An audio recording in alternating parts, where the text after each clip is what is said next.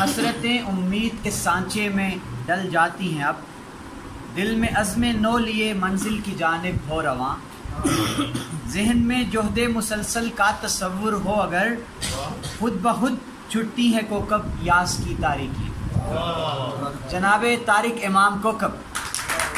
Issue ہے کشمیر کا اور جو یکجہتی کشمیر کا اور آزادی کا، آزادی تو الحمدللہ ہم لے چکے ہیں، لیکن جو قائد اعظم نے ہمیں ایک پیغام دیا تھا کہ آپ لوگوں نے آپس میں اتفاق اتحاد کو قائم رکھنا ہے، پھر ہی یہ مملکت جو ہے یہ پھلے پھولے گی۔ میرا خیال ہے ہم اس اتحاد سے دور ہو گئے اور تفرقہ بازی میں بہت زیادہ پڑ گئے ہیں۔ سوختہ جانی میری کرتی ہے رو کر یہ سوال، سوختہ جانی میری کرتی ہے رو کر یہ سوال، تم سے اے اہل وطن اے بندگان پائے مال، سوختہ جانی میری کرتی ہے رو کر یہ سوال، تم سے اے اہل وطن اے بندگان پائے مال، کون سے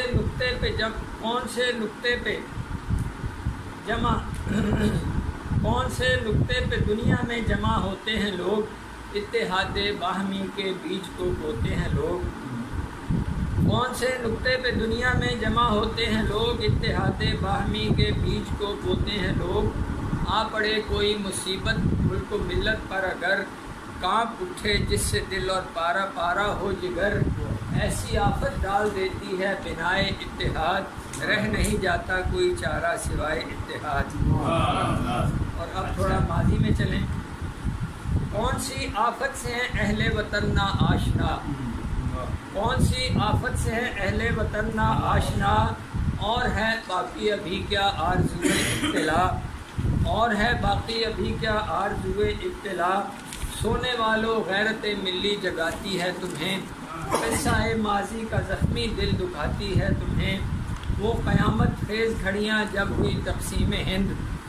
وہ قیامت خیز گھڑیاں جب ہوئی تقسیم ہند، باہمی مل کر بہا جب خون صوفی خون رند، جب نمازی بیویوں کی عصمتیں لوٹی گئیں، دن دہاڑے مومنوں کی غیرتیں لوٹی گئیں،